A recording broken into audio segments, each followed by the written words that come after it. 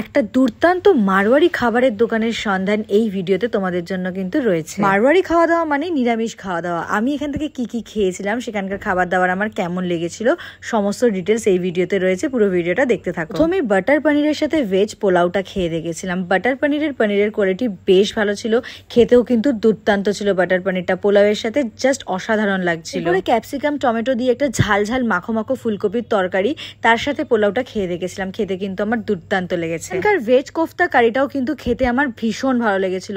পোলাওয়ের সাথে কিন্তু বেশ ভালো লাগছিল খেতে। এখানকার প্রতিটা খাবারের দামই কিন্তু ভীষণ রিজনেবল। প্রতিটা সবজি এখানে 30 টাকা, শুধুমাত্র ডাল মাখানি ছাড়া। ডাল মাখানির দাম ছিল 40 টাকা।